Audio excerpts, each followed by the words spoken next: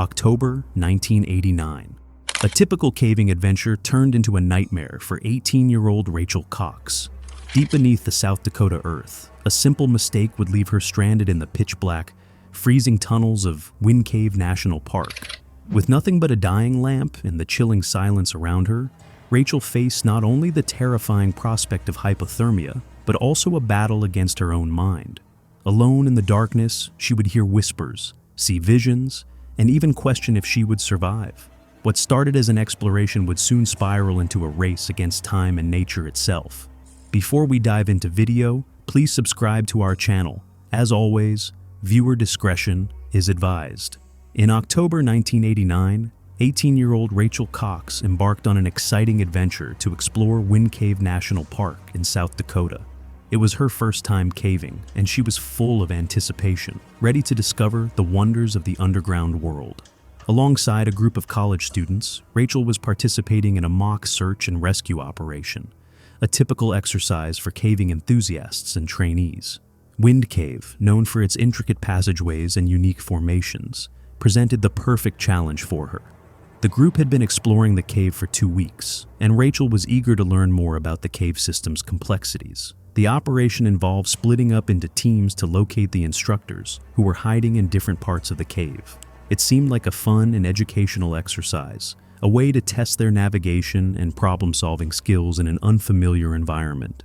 As Rachel and her team ventured further into the dark, twisting passages, the excitement of the unknown fueled their exploration. However, little did Rachel know, this journey would soon take an unexpected turn.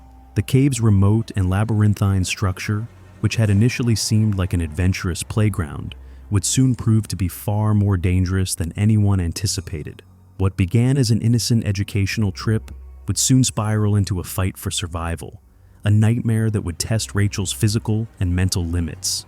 It was in the depths of the cave, under seemingly innocent circumstances, that Rachel's adventure would take a terrifying turn. While exploring the cave, Rachel and her team encountered a situation that would soon become a crucial turning point. As they moved deeper into the cave, Rachel thought she heard her instructor laughing from a nearby passage. It was a sound that stood out in the otherwise silent, dark tunnels of the cave.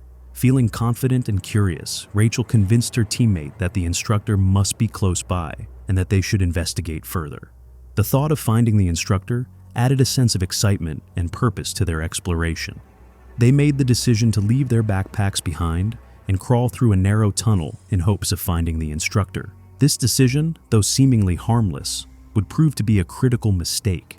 In their eagerness to find the instructor, they didn't stop to fully assess the situation or think through the potential risks. When they reached the spot where they thought the instructor's laughter had come from, they found nothing. The instructor wasn't there, and the two were left frustrated and confused. Rachel's teammate, realizing they had wasted time on a wild goose chase, criticized her decision and decided to head back. However, Rachel, undeterred, paused for a moment to gather herself before following. It was in this moment, with her mind still processing what had just happened, that disaster struck. Her lamp went out, and she was plunged into complete darkness. As Rachel stood in the pitch-black cave, her heart began to race. The thought of being alone in the dark without a functioning lamp quickly turned from an inconvenience to a full-blown crisis. She fumbled around, trying to turn the lamp back on, but it was no use. The batteries were dead, and she was left with nothing but the eerie silence of the cave. With no light to guide her, Rachel knew she was in serious trouble. In a moment of desperation, she tried to retrace her steps, hoping to find her teammate and the spot where they had left their backpacks. However, in the confusion and panic, Rachel soon realized that she had ventured down the wrong passage. Instead of making her way back to safety, she found herself even more lost and deeper into the cave than before. The absence of her backpack meant that she was without food, water, or supplies, and the cold of the cave began to seep into her bones. The weight of her mistake hit her hard. Not only had she made a wrong turn, but she was also now completely unprepared for the challenges ahead. Despite the overwhelming fear and disorientation, Rachel knew she couldn't panic. The cold and hunger were starting to take their toll on her body, but she knew the real danger was hypothermia, and she needed to keep moving if she was going to survive. With no light and an increasing sense of panic, Rachel faced the grim reality of her situation. The coldness of the cave grew more intense with every passing minute, and her body began to ache from the lack of warmth. Without a working lamp, her surroundings were entirely invisible, leaving her disoriented and unsure of which way to go. The initial shock of being lost quickly gave way to a chilling realization. She could not stay still for too long, or she would freeze. Rachel knew that her biggest threat was hypothermia, and the only way to prevent it was to keep moving. In a desperate bid for survival, she began to crawl through the narrow, twisting passages, trying to retrace her steps, but the labyrinthine structure of the cave only made it more difficult to find her way back. Every few minutes she would stop, shouting or banging her lamp against the cave walls in an attempt to signal for help, but no sound echoed back. The silence was suffocating. She continued to press forward, each movement feeling more exhausting than the last, as hunger and dehydration took hold of her body. Her throat became parched and her limbs felt heavy, but she pushed herself to keep going. Though she had no way of knowing if anyone was still searching for her, Rachel refused to give up, clinging to the hope that someone would hear her desperate calls. As the hours dragged on, Rachel's situation grew increasingly dire. The cold and exhaustion were starting to overwhelm her, and the isolation of the cave made everything feel even more hopeless. Her body was weakening from hunger and dehydration, and her mind was beginning to blur. The longer she remained in the dark, the more she questioned her own perceptions. Sounds that once felt real now seemed distant and distorted, and at times, she couldn't even tell if the whispers she heard were from the cave or her own mind playing tricks.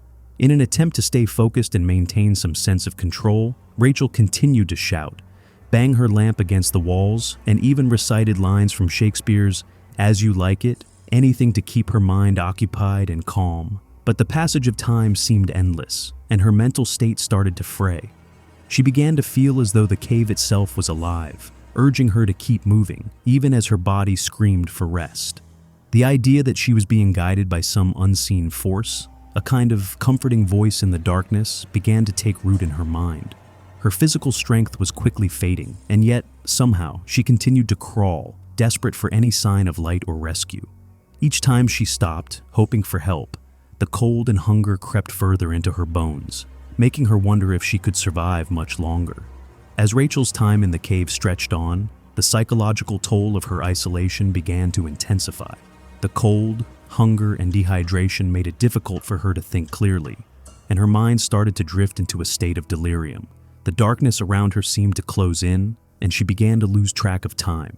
Her thoughts became erratic, racing in every direction, unsure if what she was experiencing was real or just the product of her exhausted mind. She started hearing strange noises, soft whispers that seemed to echo from deep within the cave. At first, she dismissed them as nothing more than the eerie sounds of the cave, but as the hours passed, they began to feel more real, more insistent. It was as if the cave itself was alive, trying to communicate with her, guiding her deeper into the darkness. Desperation began to take hold, and Rachel found herself questioning everything around her. Was she truly alone? Were the whispers real, or had her mind gone too far? She also began to experience vivid hallucinations. In her weakened state, she saw faint glowing lights, as though the cave itself was offering her a guiding path. The more exhausted she became, the more these visions seemed to give her comfort. In the depths of her despair, Rachel started to hear what she thought was a voice, a soft, soothing tone telling her, "I am the womb of Mother Earth. You are safe. I will birth you." Whether this voice was a hallucination or a sign of hope, Rachel couldn't tell, but it added a strange layer of comfort to her otherwise nightmarish reality. As Rachel's physical state deteriorated, the isolation and hallucinations grew more intense. Her mind, driven to the brink by exhaustion, hunger, and cold, began to slip further from reality. She started to hear voices from the cave, soft and distant, almost like whispers trying to comfort her. They seemed to come from the walls themselves, urging her to continue moving forward.